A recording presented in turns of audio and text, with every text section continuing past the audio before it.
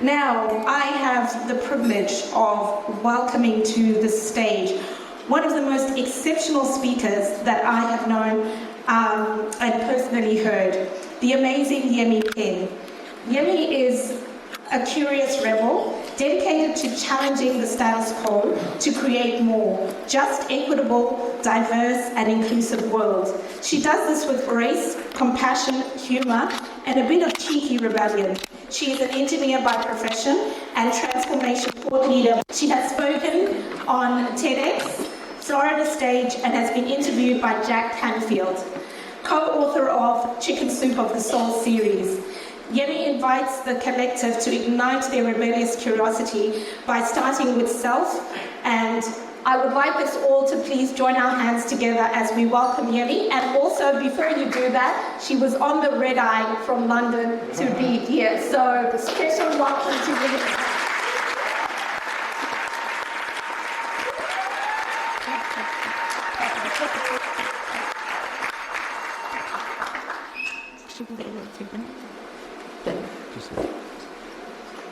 Okay, I have 20 minutes because I know you're hungry. So I want to start off by acknowledging the original custodians of these lands and pay my respect to elders past and present. I like to go further to express my gratitude to the ancestors of these lands and my ancestors, because it's with them I have the courage and the audacity to do the work I do. That allows me to ground myself and make sure that this speech is not one from ego, but one of service. I also want to acknowledge you. I mean, I landed, I'm going to say, 12 hours ago. And one thing that I picked up when I went back to London was seeing so many more Black and African people. There's something it does to my soul and allows me to remind myself of who I am. So to come back and to spend my first couple of hours seeing such excellence is not lost on me.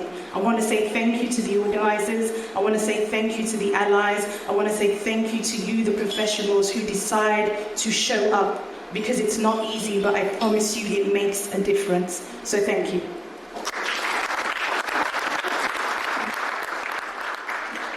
Now, I saw some familiar names on the list, so some people may have heard them speak before, and I usually start off by sharing what I call my small print. So my small print is the stuff that you typically would see in the contracts, but they tend to hide it at the back.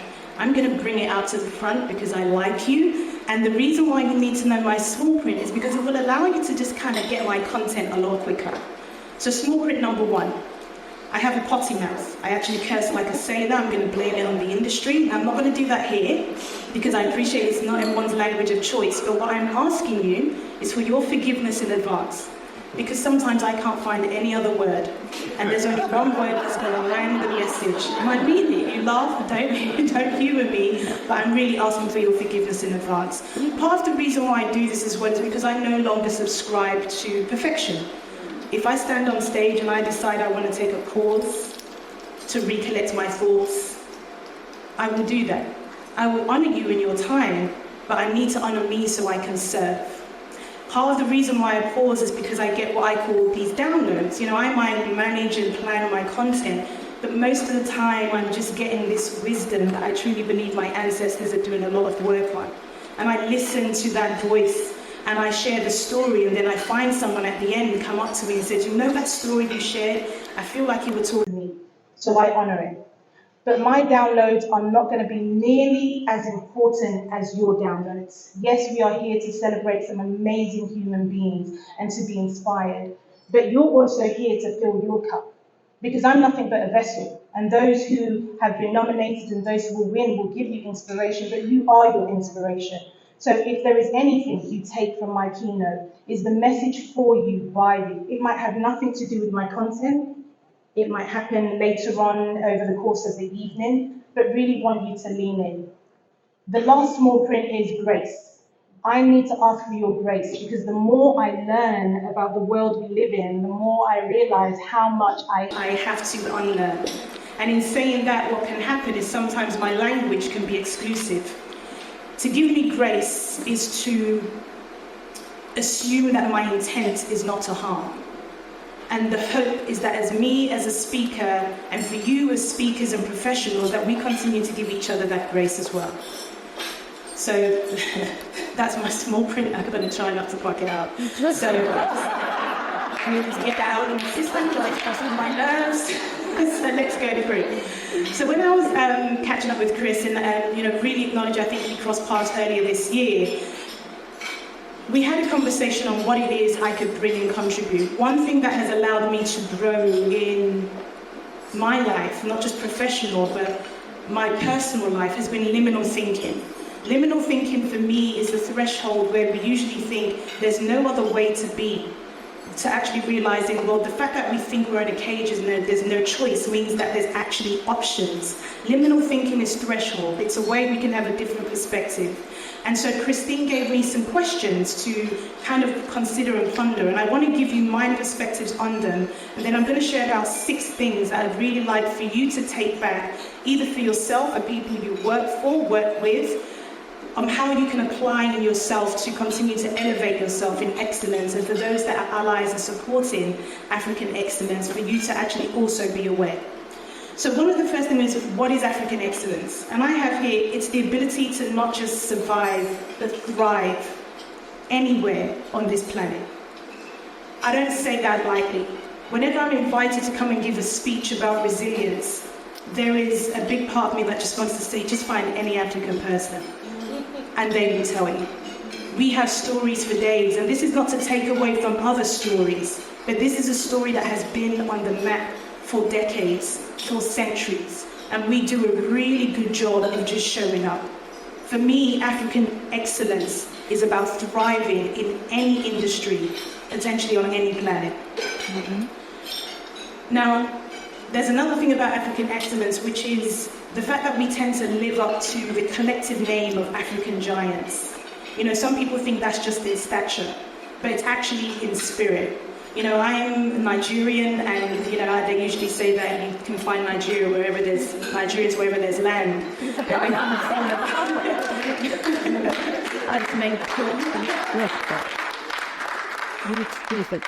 But what coming to Australia did for me just really opened my eyes beyond just whether it's Nigeria or Ghana or the neighbouring countries.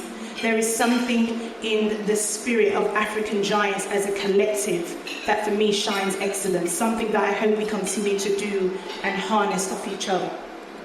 I also believe African excellence is about making our ancestors proud. So glad that literally within the first 10 to 20 minutes of being here, there's been mention of ancestors. There's something about us getting really comfortable about saying that more. Some people really struggle to understand, well, if I don't know who those ancestors are. We have ancestors that may have gone and are no longer in this flesh, and we also have living ancestors. But as a minimum, we have ancestors that are in our lineage, whether it's our parents or our grandparents. And my invitation is that we lean on that. So the other question is, why does it matter? Why does celebrating African excellence matter? Firstly, because it does.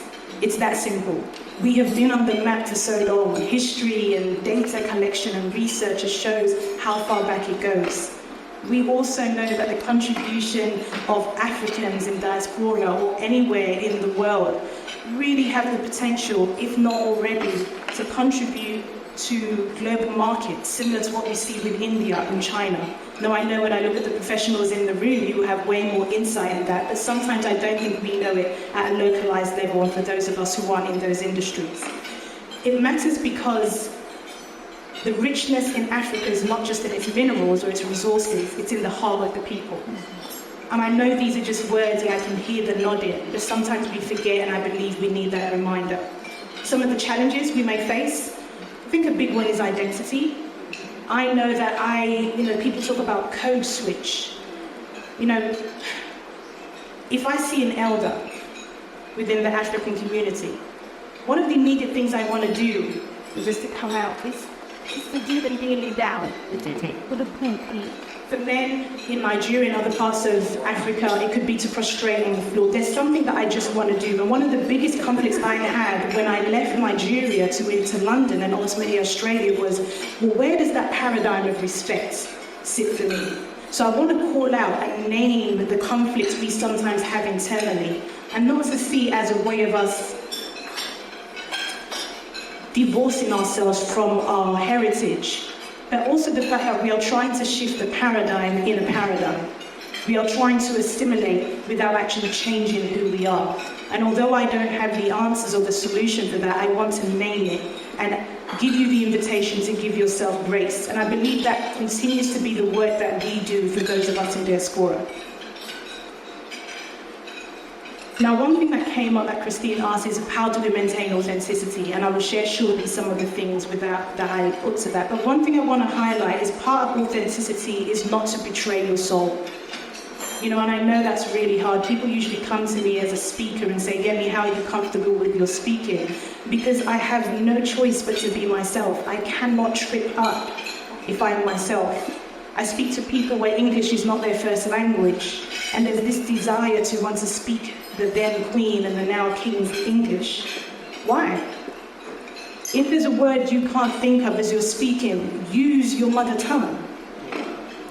Do it to reconnect with your body.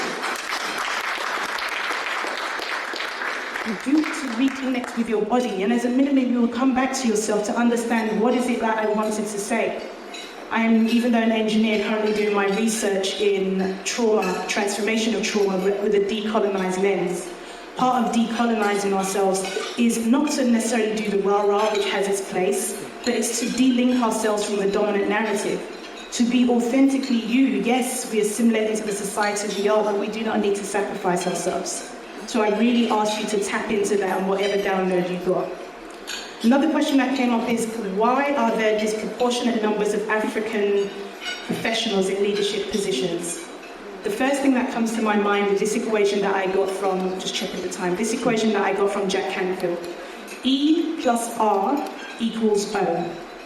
E is an event, R is your response, O is the outcome. E plus R equals O. I bet you when I say the reason why we struggle to maybe get Africans in leadership positions, we will have a whole raft of reasons, of which I'm sure discrimination and racism will be one. They are valid. We are not to gaslight ourselves and assume that doesn't exist. But where our power lies is in the response. I remember when I relocated to Australia, my reason was I wanted to hide. I was carrying shame from my story. But what that story did was make me think that I couldn't progress. So much so that when the opportunity came for me to start my own consultancy, I almost sabotaged it because I started to live and breathe the narrative. Not only have I grown up hearing from generations in my family, but in media, in movies. Sometimes what we buy into, even though it might be true and factual, we carry it so much that we forget the power we have to change our response to it. So when I say, be the change you want to see in the world, I'm making reference to those of you who say, well, I can't see this person in that position. I can't see this person on stage. You are the one you have been waiting for. And I don't just say that with any level of extra privilege. Yes, I've got the privilege of education, but I had no contacts in Australia. We have so many internal and external resources that sometimes we forget because we're still buying into the dominant narrative that we may have heard decades ago. Your power is in your response to any event that happens. For me, if I was not invited to the table, because I'm so stubborn, believe I'm going to build my own table. It doesn't mean it's going to be easy, and it means I have to get really resourceful and unreasonable to find out how I build it. But that's where my focus is, and I want to invite you to really focus on the R in that equation. Also get curious about what potentially is stopping more African leaders in professional settings. Like I said, the reasons will be there, but this is where we need to get rebelliously curious, and the rebellious starts with ourselves. What is the belief I have that either has stopping me, or what is the belief I have as an ally, as an enabler, to allow more Africans to be in leadership positions? Most of the time it's belief. I believe most of our suffering and discomfort in the world is because things are not happening the way we think it should happen. And if we all think like that, we are screwed. We are going to need to find grace and a little bit of rebellion in order to change that narrative. I want to talk about borders before I wrap up. especially with the way the world is going and the wars we see. I've been really curious about this fight for land and borders, and I know there was talk of colonization and the way we rename things. I understand the need for borders, for political landscape. But what I believe our collective role is that we are the ones that are to form connections. I go off to Nigeria in a couple of weeks, and even though I'm there for family, it's also a big connection to find out what's going on in government. So when I'm going back is to find out, because once again, some of us might still be living in a narrative of maybe 10 years ago. We're still waiting for somebody else, for that political leader, for that government, for that manager. In case you didn't know, I'm going to say it again, we are the ones we have been waiting for. So although the borders exist, we are the connections to go in and out. And you might think you don't have that power, but you're here today. Don't sleep on that. If you are one of the nominees, there is a reason for that. Get unreasonable with your dreaming. So 6 things you can do to build and excel in the workplace. Monitor your story. Be an observer of the story you keep hearing yourself tell over and over again. I did not want to start my own consultancy because my fear was that as a black woman, someone was going to tap me on the shoulder and say, you need to get to the back of the bus. That narrative only came out when I went through coaching. I had to work through that fear. The minute I worked on that limiting belief was the minute I started getting $1 million contracts with the government. Was the minute I started thinking, I might open up a gym on the other side of the world. Was the minute I thought, I might open up a cafe. That was a mistake. Don't do that. Write a book. Do documentaries. I became really unreasonable the minute I started to work on what was limiting me. The next step is to tackle your limiting belief.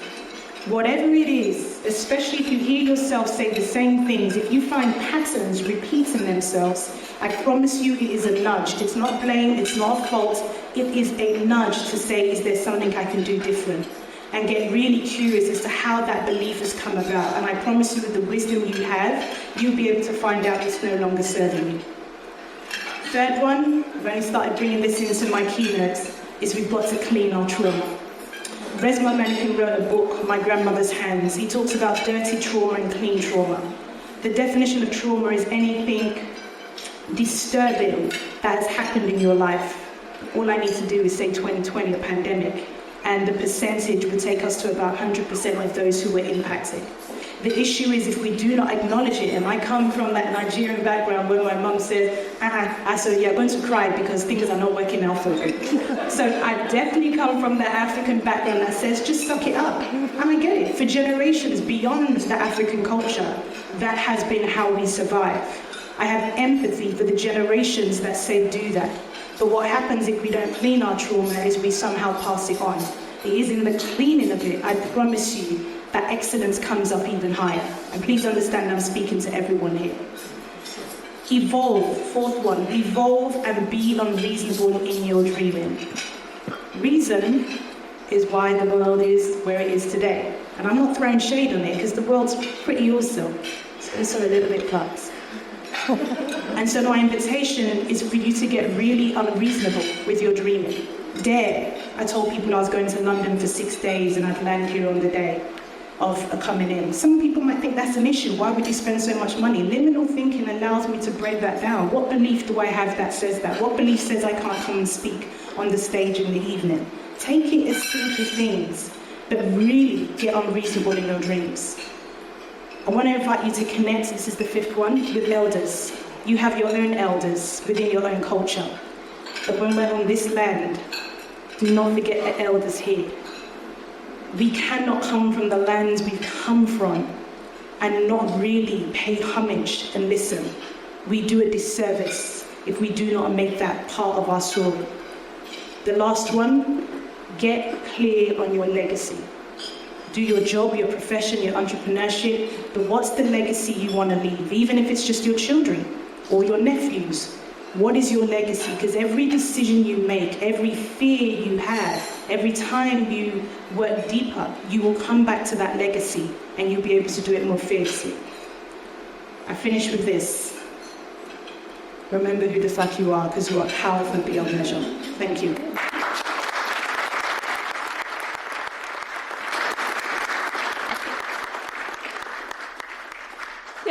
round of applause for our keynote speaker.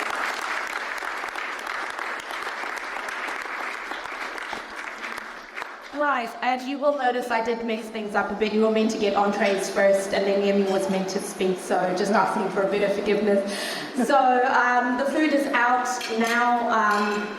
So basically, if you could just enjoy your food for a few minutes, and we will be back with the rest and continue with the rest of our programs. And also, we wanted to give you opportunities in the program to network. You are here to spend time with each other, not just to hear our conversations from the stage, but to also network and get to know each other. One of the feedback we had about the executive breakfast that we host is that you don't have enough time to network because you're rushing to work. So for the next 20 minutes or so, please just network amongst yourselves, enjoy the entrees, and we'll be back to continue with the program. We'll have some eye get to the background. Awesome.